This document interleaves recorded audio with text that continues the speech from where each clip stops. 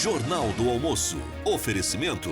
Giasse Supermercados. Baixe o aplicativo Amigos Giasse e comece a aproveitar.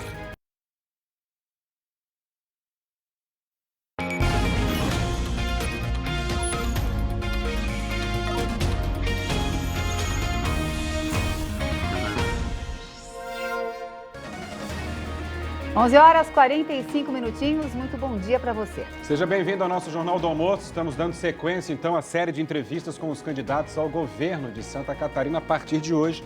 Por isso, o Jornal do Almoço, mais uma vez, começando um pouquinho diferente. Isso aí, nós continuamos hoje, então, aqui no Jornal do Almoço, a rodada de entrevistas com os 5 candidatos ao governo de Santa Catarina, mais bem colocados na primeira pesquisa IPEC contratada com exclusividade pela NSC.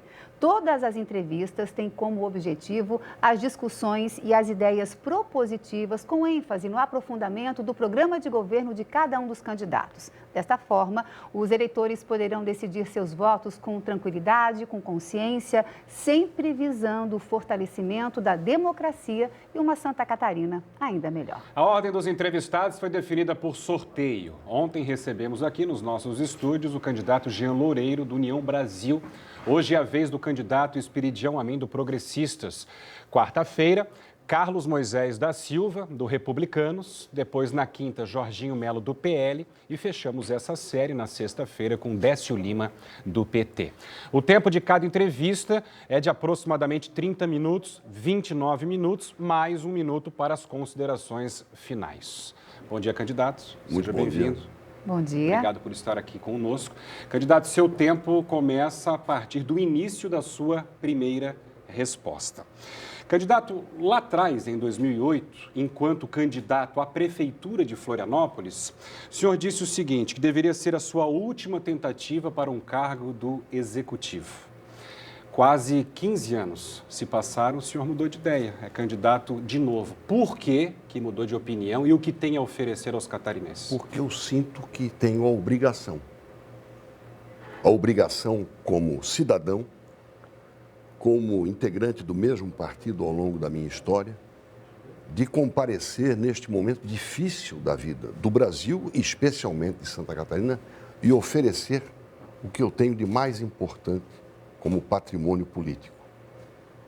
Capacidade de trabalho, experiência e vontade de servir o meu Estado. Isso superou o meu conforto, que poderia cumprir, como venho cumprindo, acho que com muito cuidado e capricho, o mandato de senador.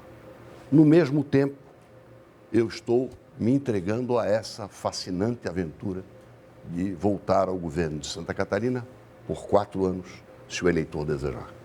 Candidato, também depois de tanta caminhada na política e de tantas eleições, o senhor hoje contesta a lisura da urna eletrônica. Por quê? Não, eu não contesto a lisura da urna. Eu afirmo que o voto não é auditável. E não é. E nós temos um caso concreto, urna 458 de Içara, onde foi, 2014, em que foi dado perdimento. Perderam-se 287 votos numa urna, isso não foi recuperado e houve sentença transitada em julgado dando perdimento. E isso mudou o resultado da eleição para deputado estadual. Candidato, as inúmeras declarações... a urna não é auditável. As inúmeras Aliás, declarações... o voto não é auditável. As inúmeras declarações, posicionamento das instituições, né, que são responsáveis pela lisura do processo, entre elas, obviamente, o Tribunal Superior Eleitoral, não trazem segurança, na sua visão, para este processo? Não são o suficiente para isso?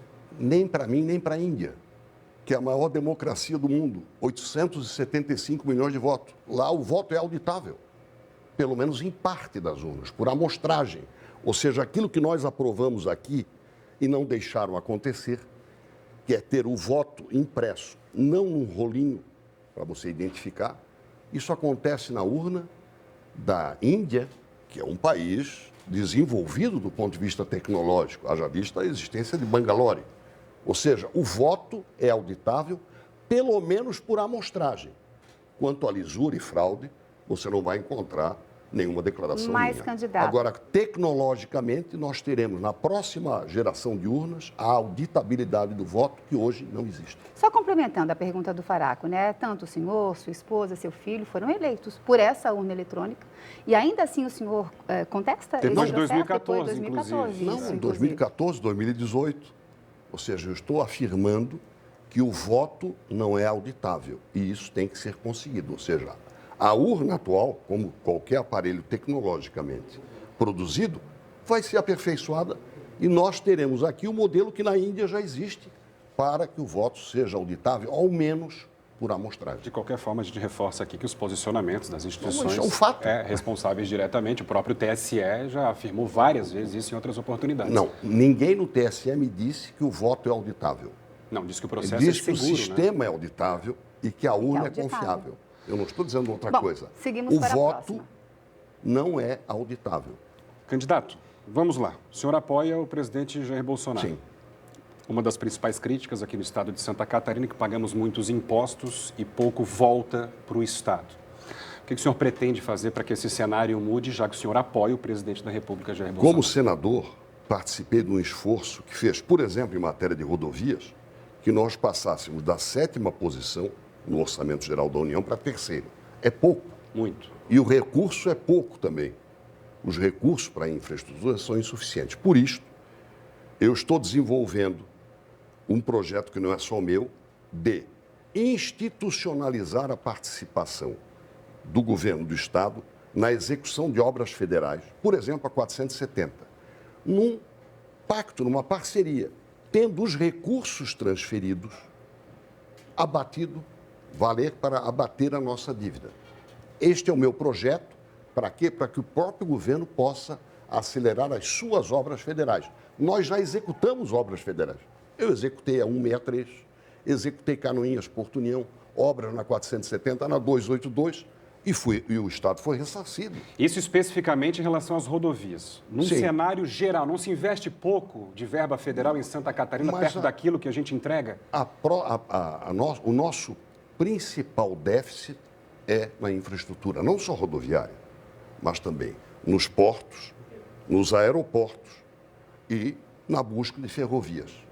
Candidato, Temos que buscar conquistar isso com parceria inteligente. Hoje não há diálogo entre o governo do Estado de Santa Catarina e o governo federal. Bom, o senhor fala, a pergunta do Faraco foi com relação se o candidato Bolsonaro for eleito e se a oposição vencer a eleição. Essa conversa permanece? A proposta é a mesma? A proposta é de relação institucional respeitosa.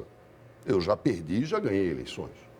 E sei que a democracia pode ter defeitos, mas é o melhor sistema disponível no mundo e sem respeitar resultado.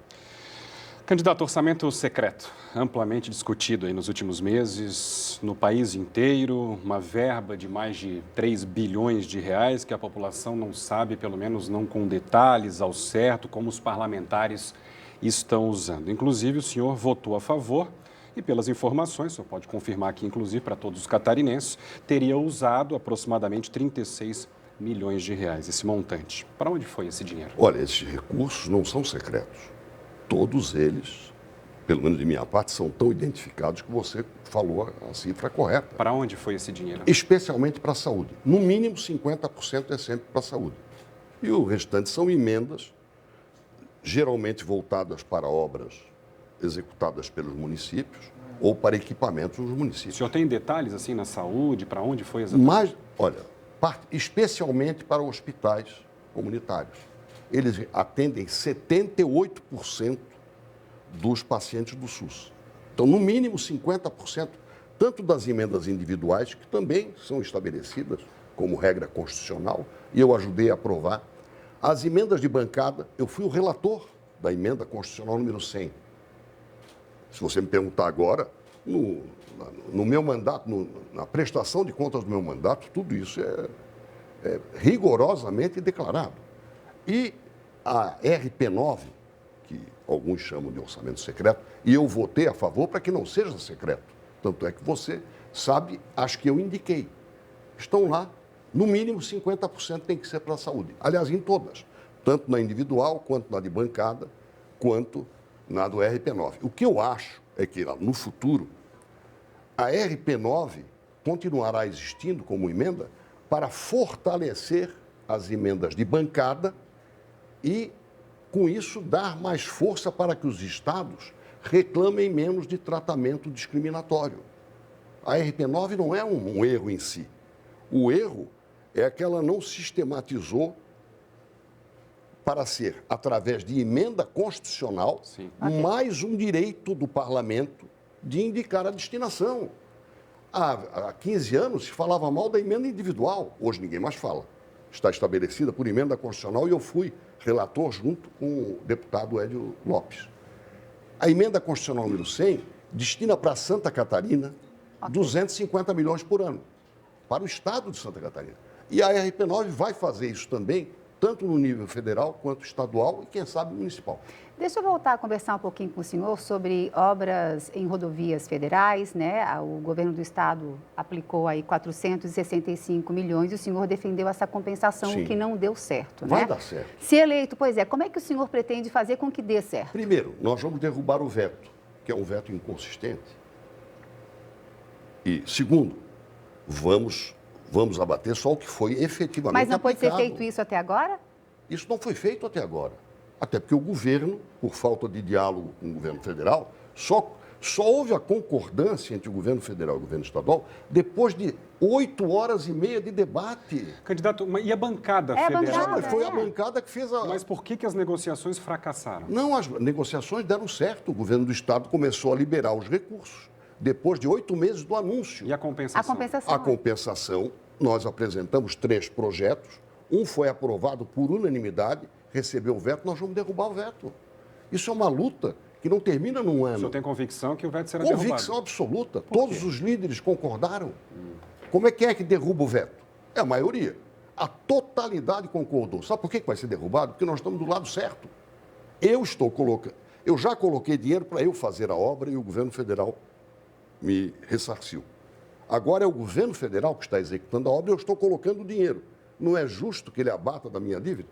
Alguém tem alguma questão moral para levantar nisso? O senhor Então, concorda com essa política de que o Estado aplique... Concordo. Sabe por quê? Porque o limite de gastos que está em vigor restringe a aplicação do recurso federal.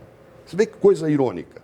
O governo federal tem essas limitações que eu estou aqui reconhecendo. Sabe quanto é que os estados federados tinham em caixa em junho deste ano? 180 bilhões. Este foi o saldo da pandemia. O governo federal ajudou os municípios, não tem mais nenhum município com folha atrasada, nem Rio Grande, nem Rio de Janeiro, nem Minas, que eram contumazes nisso. Tem hoje esse problema, graças a Deus, mas graças ao governo federal e ao Congresso que aprovou isso. Sim. Candidato, o nosso projeto SC Ainda Melhor levantou por todo o estado indicação tanto da população quanto de empresários e uma das grandes queixas é com relação às nossas rodovias. Aproveitando o embalo da pergunta anterior, como o senhor pretende investir?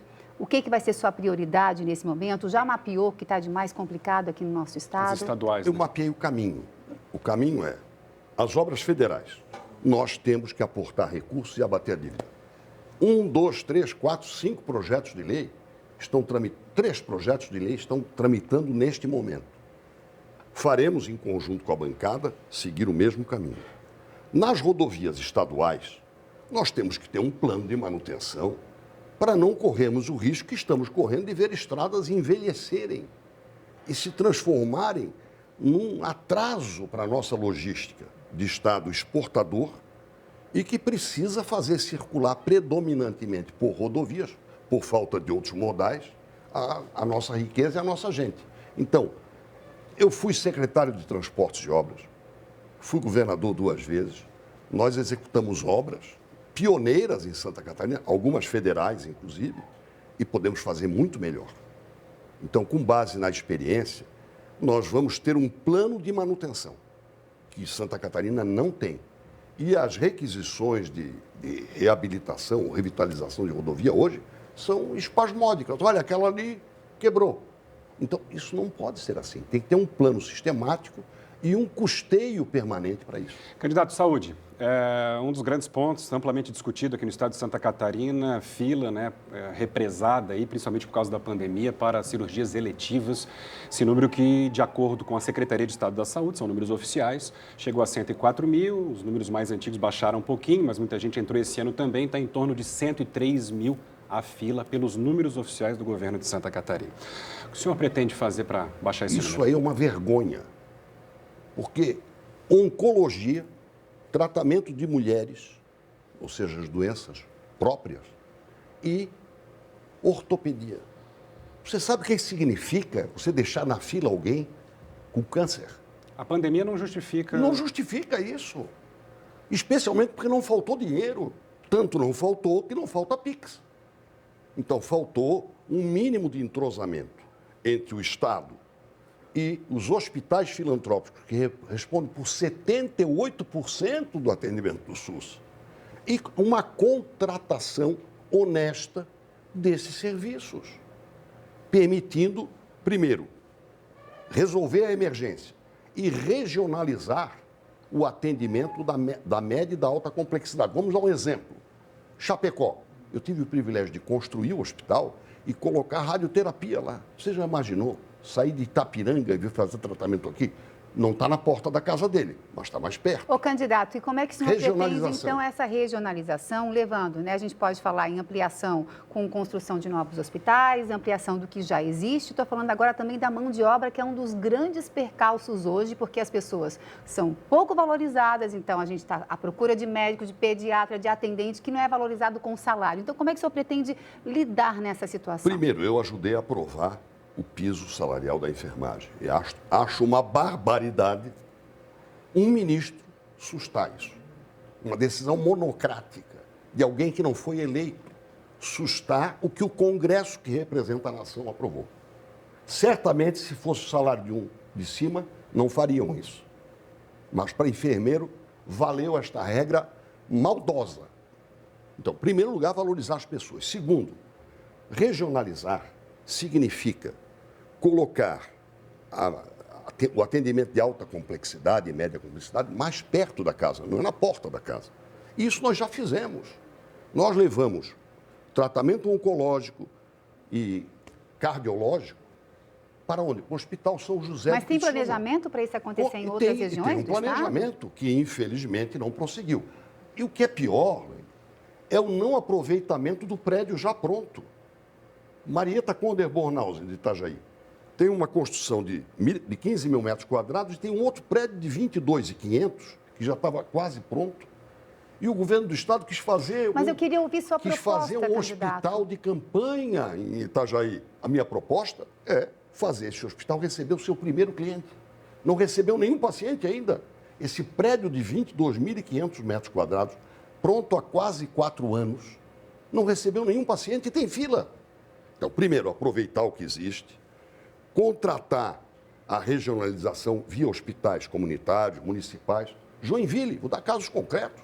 O Hospital São José tem uma sobrecarga terrível, a prefeitura consome 40% do seu orçamento, o Estado tem que ser sócio. Por quê? Porque é para melhor atendimento na região. Ou seja, a regionalização é uma questão técnica que se resolve com base na lei da oferta e da procura. O Estado tem que entrar com recursos para garantir que o hospital não vai quebrar, como aconteceu com o Hospital de Chapecó, que é estadual e tinha uma dívida de 50 milhões. De repente, brotou uma dívida? Não tem acompanhamento. Candidato, CPI da pandemia, o senhor também participou, né, de perto das discussões, enfim, instalada lá em Brasília, para avaliar, de certa forma, o que vinha acontecendo, a postura, a conduta do governo federal, do Executivo Nacional. Na ocasião, o senhor deu algumas declarações dizendo, olha, não é momento, nós temos outras prioridades. Hoje, né, um bom tempo depois, um ano praticamente, mais de um ano inclusive, o senhor se sente à vontade para avaliar o governo federal durante a pandemia, o governo do estado também? Acho que já dá para fazer uma avaliação. E qual é? A avaliação é o seguinte, a CPI da pandemia não ajudou em nada a combater a pandemia. E foi feita durante a guerra, vamos chamar assim. Ou seja, durante a guerra vamos ver se o nosso exército está funcionando. Nenhum país do mundo faz isso. Nenhum fez. Aqui, ela serviu muito mais para circo do que para apurar a responsabilidade. E a forma como alguns parlamentares trataram médicos e médicas que foram depor lá foi vergonhosa. No final das contas, o que diz a justiça sobre a CPI? Nenhuma tipificação de nenhum crime. Vou eu achar que houve crime? Agora, houve erros? Houve. Ninguém sabia como combater. Eu saí da China em setembro para outubro de 2019. Eu não sabia que estava pipocando lá o primeiro caso em outubro. Um dos senadores que lá esteve comigo morreu. Foi o primeiro. Haroldo de Oliveira. Então, nós não sabíamos. Aqui chegou a ser aprovado decreto proibindo obra civil privada e permitindo obra civil pública. Houve erros lá e aqui, então, na sua visão? Claro que houve. Aqui houve lockdown. Aqui houve lockdown. Aqui mobilizaram-se prefeitos para ir comprar a vacina do Dória. Ou você não lembra dessa viagem? 10 e 11 de dezembro de 2020. Estou dando a data. Então, eu acho que houve erros. O que o senhor faria de diferente se fosse governador, por exemplo, ou presidente? Eu acho que aí a experiência vale, né? Eu tive muito juízo aos 35 anos de idade, quando enfrentei a maior enchente da história de Santa Catarina. Primeiro, preservar o modelo. Evitar a morte a qualquer preço.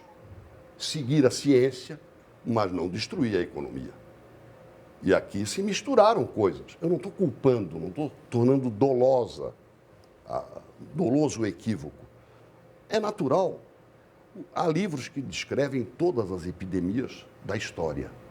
Em todas nós erramos. Na próxima nós temos que errar menos. A experiência ensina.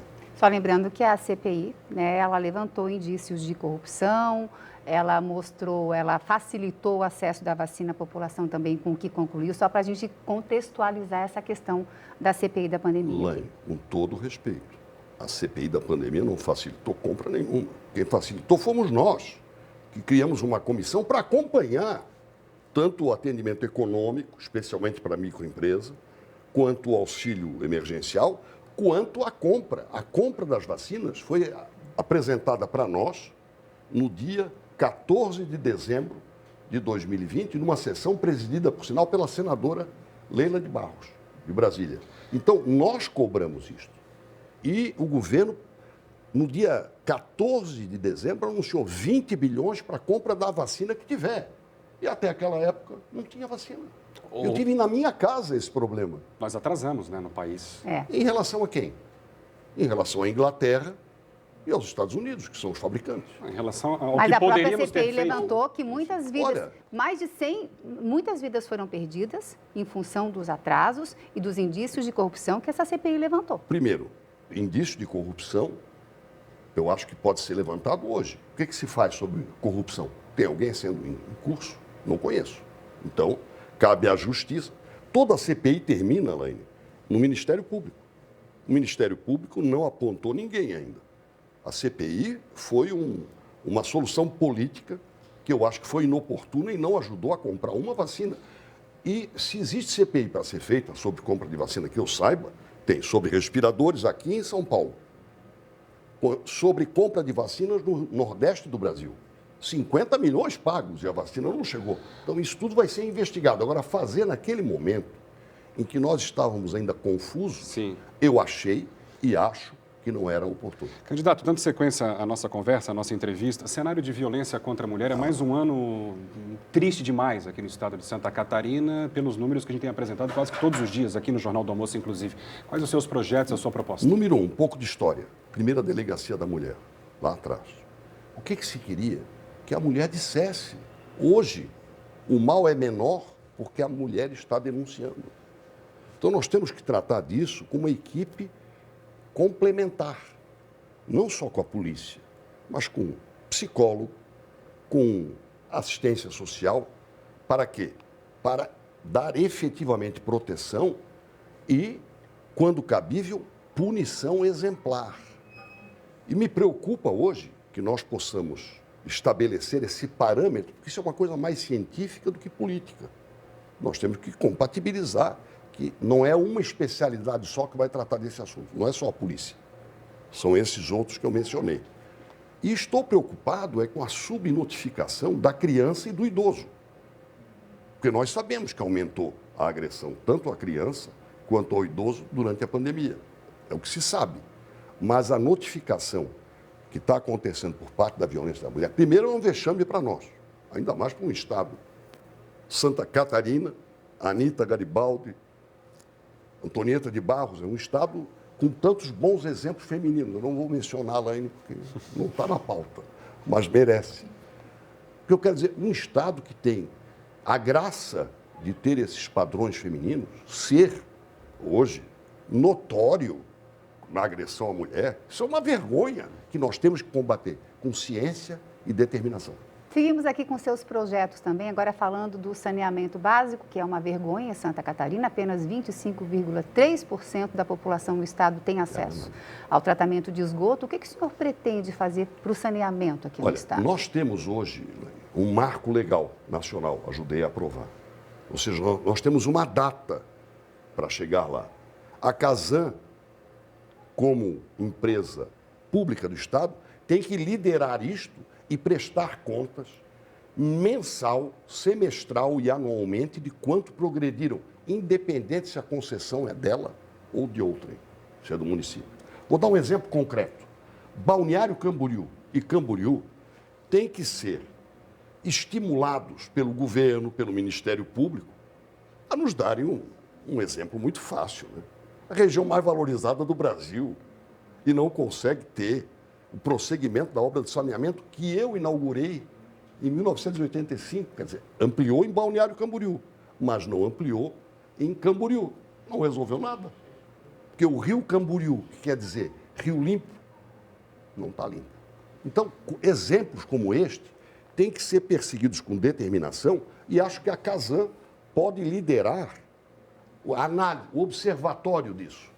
E, com determinação, fiscalização acima de tudo, nós podemos melhorar esse índice a ponto de chegarmos a mais de 60% de atendimento neste sistema em 4 anos. Candidato, temos 295 municípios, alguns com índices econômicos ótimos, louváveis, altos, e outros muitos que não chegam nem próximo da média do IDH nacional. É uma desigualdade, né? Como combater essa desigualdade? De que forma? Nós vamos atualizar uma lei do meu período, Lei 12.202, que fazia a gestão do Estado de Santa Catarina com base nos indicadores de desenvolvimento econômico e social. Hoje eu acrescento sustentabilidade e dá tratamento diferente para os desiguais. Por exemplo, os municípios com menor IDH já tiveram naquela época o patrocínio do Estado para ter todos os seus professores qualificados. Essa foi uma das 52 ações. Agora são outras. Agora nós queremos facilitar a instalação de empresas, fazer uma política fiscal que permita uma redução das nossas desigualdades e investir muito na educação, principalmente na linha, na trilha da profissionalização no ensino médio, porque nenhum garoto de 16, 18 anos vai ficar numa escola que não lhe seja útil, seja para ser empreendedor, seja para conseguir um bom emprego. Pegar uma carona, então, nessa sua resposta, falando sobre a erradicação, né, da evasão escolar, sobretudo no ensino médio, que durante a pandemia a gente viu que foi uma coisa demais. E outra, deixa eu complementar um pouquinho, quero falar dos alunos e também da valorização dos professores, como trazer mais pessoas para fazer 2 turnos direto numa escola, como é que o senhor pretende valorizar também a classe? Bom, eu fui professor durante bastante tempo e gosto de aprender. Primeiro, nós temos que complementar a valorização do professor. Primeiro, com cursos e qualificação permanente. Porque a economia está disparando. O que eu aprendi no ano passado já não está mais em vigor. Segundo, neste processo de valorização, eu não vou falar de salário, mas vou falar em fazer justiça previdenciária. Não se pode cobrar 14% de todos. Isso é ajudar os graúdos. Quando eu cobro igual de quem ganha menos e de quem ganha mais, eu estou beneficiando o de cima. Eu não posso ser tão ingênuo de acreditar que isso é uma regra moralmente correta. Então, valorizar com cursos, ou seja, permanente, e fazer a justiça previdenciária o mais rápido possível. Segundo, usar o que nós temos usar o que nós temos. Centros de inovação, institutos federais, universidade estadual, federal, comunitária, privada, Sistema S e montarmos os primeiros cursos de 360, 480 horas no ensino médio para valer. O que vai manter esse garoto na escola não vai ser a obrigação determinada pelo pai, vai ser o interesse dele. A escola tem que ser premiada pelo sucesso do aluno. E o sucesso do aluno passa por ele ter interesse e ficar. É isso que vai atraí-lo e vai colocá-lo no mercado de trabalho para ele começar a ganhar dinheiro e continuar a estudar. Candidato, um minutinho antes das considerações finais. Se eleito, composição de governo, técnico, político, como vai ser? Olha, primeiro eu quero emparelhar, colocar muito jovem, mulher jovem, marmanjo jovem, com experiência, com a experiência. Foi assim que eu cresci. Eu cresci porque tinha sempre alguém experiente a quem eu me dirigia. Mais técnico, então? Ou seja, alguém que conhecia e me dava tanto a sensibilidade política para perceber que, no mínimo, a minha boa vontade em atender a pessoa é fundamental. Solução depende, às vezes, de técnica, mas a boa vontade do servidor, ter prazer em servir, a gente aprende em casa e aprende no trabalho, e ensina no trabalho. Essa é a minha... E gestão pública por resultados. Foi só isso que eu aprendi a mais na universidade. Gestão pública por indicadores de desenvolvimento econômico, desenvolvimento social e sustentabilidade. O resultado é que vai permitir premiar a escola, o professor e corrigir os equívocos que existem. Candidato, 57 segundos para suas considerações finais. Olha, eu fico muito feliz porque, infelizmente, não entrou em pauta corrupção. Mas eu vou combater a corrupção pela exemplaridade e não fazendo de conta que não vi. Vou cobrar. E é por isso que eu peço o seu voto, para deixar Santa Catarina no trilho certo para durar. Um sucesso feito para durar. É o que Santa Catarina merece. Candidato, obrigado pela entrevista. Eu que agradeço. Obrigada por ter vindo. Muito obrigado. Meio-dia 17 agora, a série de entrevistas com os candidatos ao governo de Santa Catarina segue, claro, amanhã, quarta-feira. Como falamos há pouco, em uma definição por sorteio, amanhã vamos receber aqui nos estúdios do Jornal do Almoço, Carlos Moisés, do Republicanos. Agora, meio-dia 17, o Jornal do Almoço vai para um breve intervalo e volta com as informações aí da sua região.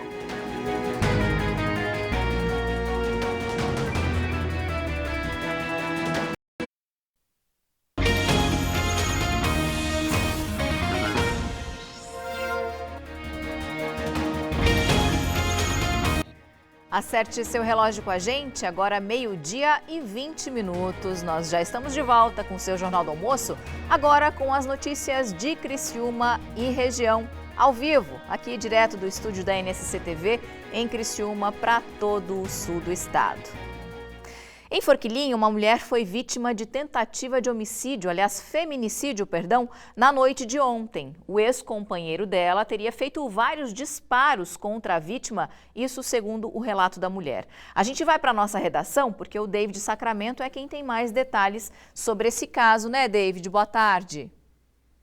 Boa tarde, Denise. Boa tarde para todos que estão nos acompanhando no Jornal do Almoço.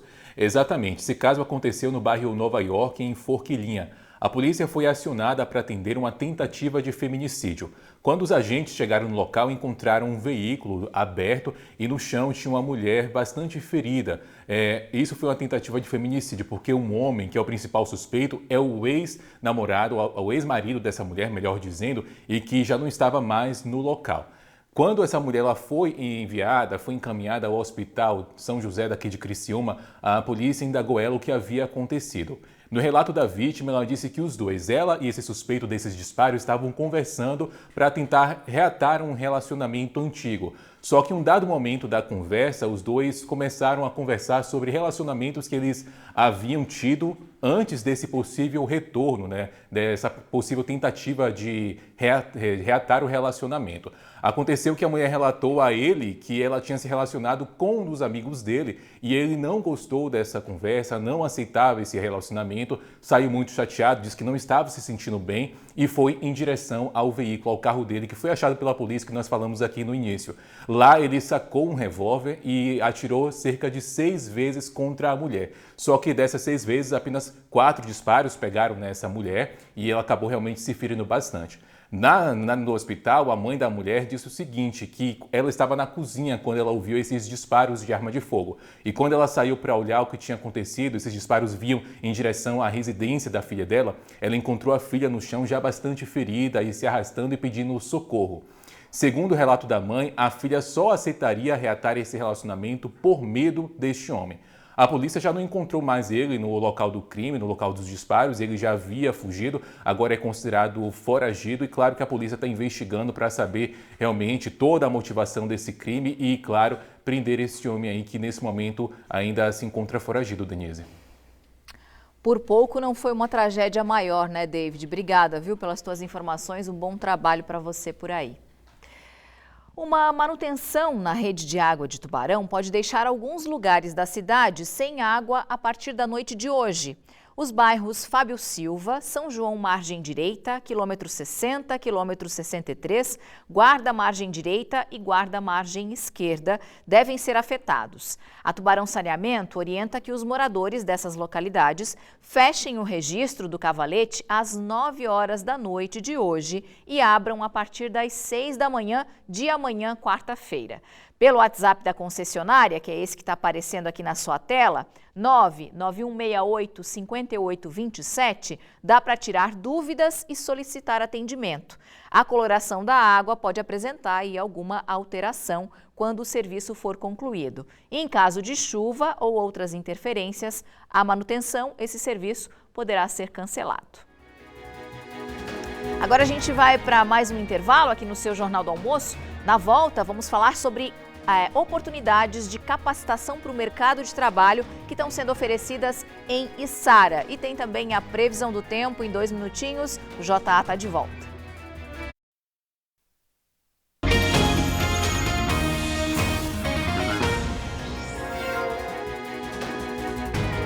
JA de volta aqui na tela da NSC TV. Para você que está aí descansando do almoço, não perca a sua hora. Agora no relógio, 12h26. Pela segunda vez, a cidade de Içara está recebendo as carretas do Senai com cursos de capacitação. Nessa edição, são 4 cursos de preparação para o mercado de trabalho: panificação, confeitaria, manutenção industrial e costura industrial. Ao todo, 120 alunos vão participar das aulas, que vão ser ministradas nos períodos da tarde e à noite. De acordo com a Secretaria de Assistência Social, Habitação, Trabalho e Renda, faltam profissionais capacitados para ocupar vagas que estão disponíveis no município. Por isso a importância de qualificar essa mão de obra para poder ofertar para o mercado de trabalho pessoas com conhecimento na aula teórica e também na prática. Durante o curso que acontece nesses 80 dias, nós já vamos recebendo também as indústrias, as empresas, os empreendedores, para que eles possam ser encaminhados para o mercado de trabalho. E aí, destes 120 alunos, nós temos um esforço, fazemos uma grande força-tarefa para poder encaminhar todos eles já para o mercado de trabalho, assim que em seguida eles terminarem os cursos. As aulas vão até novembro e uma nova edição já está sendo organizada para o próximo ano com cursos que também atendam à necessidade do mercado. E ainda em Içara, está rolando inscrições para o curso de solda da Escola Profissional Municipal. A formação é uma parceria entre Prefeitura, Senai e a empresa Librelato. As inscrições serão feitas na sede da empresa até às 4 horas da tarde de hoje. Amanhã será feita a seleção para o preenchimento das 20 vagas e no dia 16 começam as aulas. Para mais informações, os interessados podem acessar o edital completo no site da Prefeitura de Içara, que é o içara.sc.gov.br.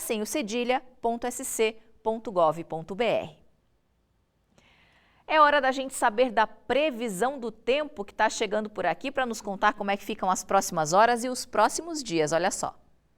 Olá para todo mundo! Para as próximas horas, a formação de uma nova frente fria aumenta a chance de chuva nas áreas do Planalto Norte, do Vale do Itajaí, toda essa área do litoral norte aqui também. Para hoje, a chuva é mais fraca e passageira. Nas outras áreas, como a Grande Florianópolis, o Sul, a Serra e também parte aqui do Grande Oeste, o tempo vai abrindo, melhorando de forma gradativa no decorrer do dia. No geral, são regiões que vão ficar mais na variação de nebulosidade. Fora isso, os ventos continuam na casa dos 50 km por hora, só que agora vira a direção para sul. Em relação às temperaturas, com pouca elevação por conta da cobertura de nuvens mais baixas. Aqui na Serra e no Sul, com 18, 19 graus, exemplo aí da região de Criciúma. Em contrapartida, mais altas aqui pelos lados de Joinville, 25 graus durante a tarde. É praticamente o mesmo valor da região de São Miguel do Oeste, por lá vai fazer 23 durante a tarde. Para amanhã, novas áreas de instabilidade deixam um dia nublado, com chuva mais persistente de novo no Vale do Itajaí e na região norte catarinense. Presta atenção que essa é uma condição válida especialmente entre a tarde e a noite. No restante do mapa, aberturas de sol entre nuvens, uma pequena possibilidade de chuva passageira a qualquer hora do dia. Pela previsão, quem tem menos chance de ver chuva amanhã é essa parte aqui do oeste. Com tantas nuvens no céu, as temperaturas não sobem tanto também. Valores a menos aí durante a tarde, certa sensação de frio nas áreas de Canoinhas e também em Joinville, com 15 e 17 graus. Sul, Grande Florianópolis e aqui, Grande Oeste, variando de 21 a 23 graus de máximas. Amanhã eu estou de volta para falar mais sobre a previsão do tempo. 12h30, a gente faz a nossa última pausa do seu Jornal do Almoço dessa terça-feira e na volta você vai ver que a polícia está investigando um ataque de 2 pitbulls, a um outro cachorro que teria acontecido aí, aliás, aconteceu numa praia de Jaguaruna. E de acordo com uma lei estadual, é proibido a circulação de cães da raça pitbull sem uso de focinheira em locais públicos. Em 2 minutinhos tem todos os detalhes para você.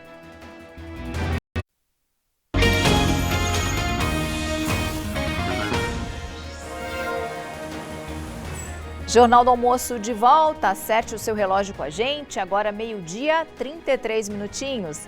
Na tela, imagens do Terminal Central de Criciúma, que recebeu hoje pela manhã mais uma edição do Conexão Saúde.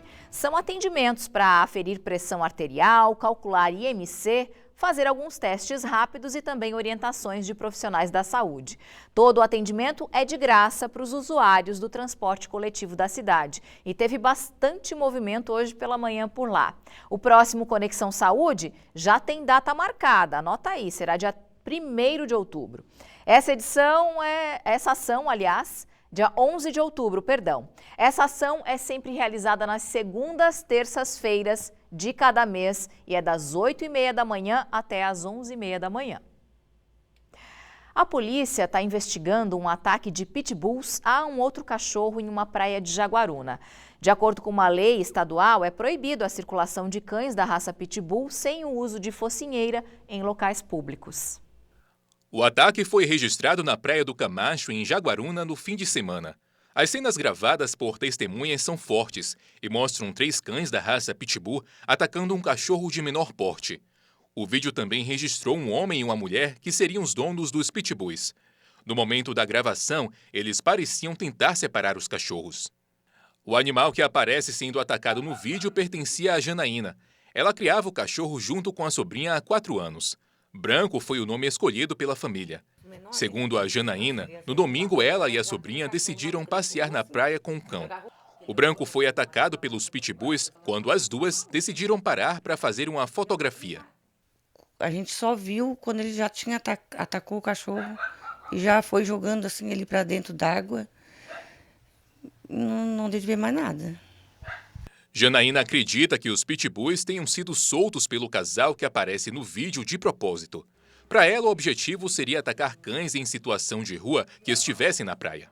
O acidente não foi porque o cachorro estava sem sanheira, sem nada. E se fosse acidente, a gente teria visto alguém, correndo para tentar ajudar a gente, para fazer alguma coisa. E não apareceu ninguém, eles ficaram de longe, só vendo tudo acontecer. Falou que não sabia que o cachorro tinha dono, achou que era um cachorro de rua. Então a intenção Realmente era matar o outro cachorro. A Rafaela é uma das testemunhas que estava na praia no momento que os pitbulls atacaram o cachorro da Janaína.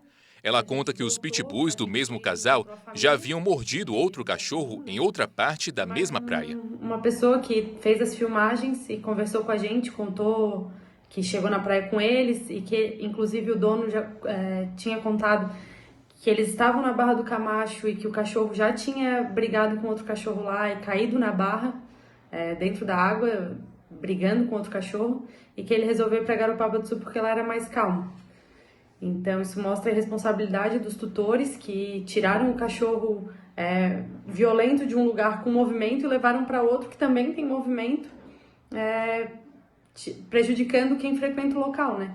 De acordo com o artigo 3 da Lei de número 14.204, em Santa Catarina é proibida a circulação ou a permanência de cães da raça Pitbull em locais públicos ou que haja concentração de pessoas.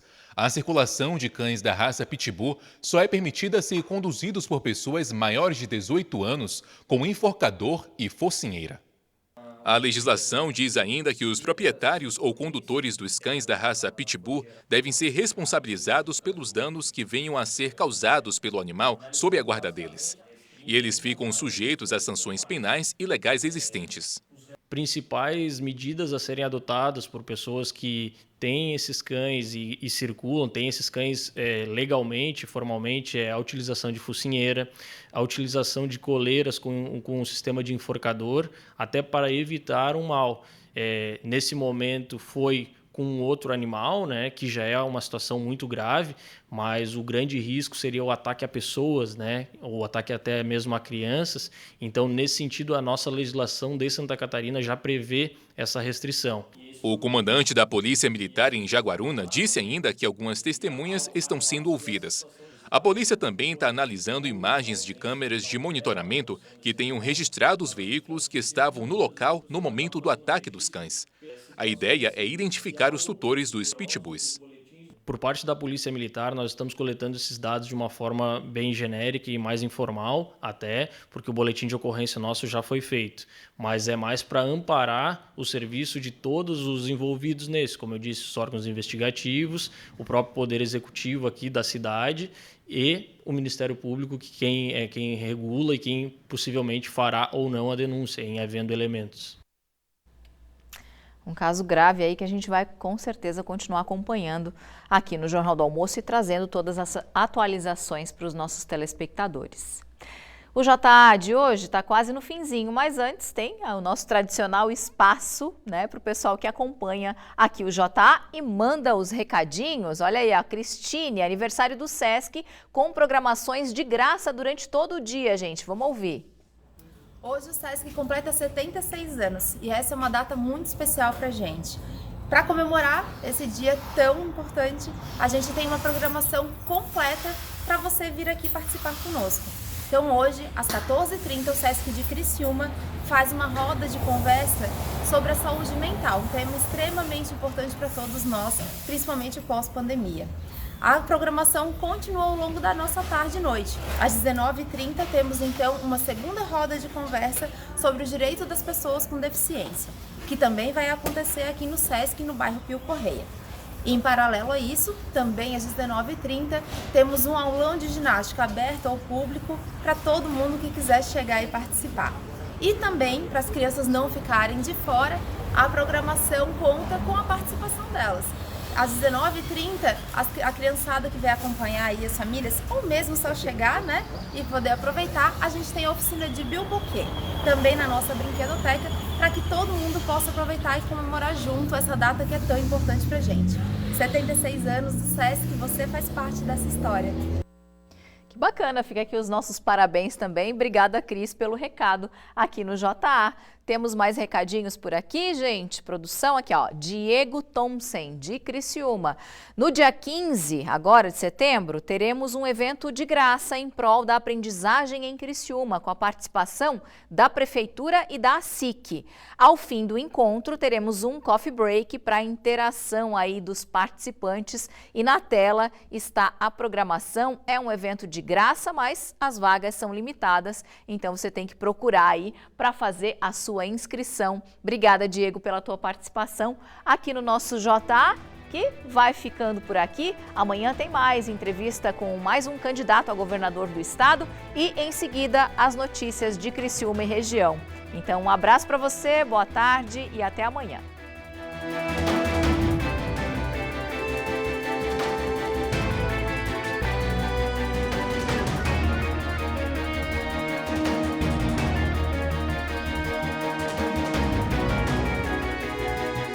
Jornal do Almoço. Oferecimento: Giasse Supermercados. Baixe o aplicativo Amigos Giasse e comece a aproveitar.